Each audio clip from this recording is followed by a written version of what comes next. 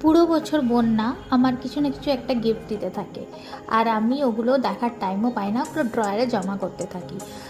অনেক কিছুই দেয়, ইয়াররিংস, লিপস্টিক, অনেক কিছু। তার মধ্যে অনেকগুলো প্যাকিং খোলাই হয়নি। ও রেগে যায় মাঝে মধ্যে যে তুই তো এগুলো ইউজ করিস না, তোকে আর কিছু দেবো না।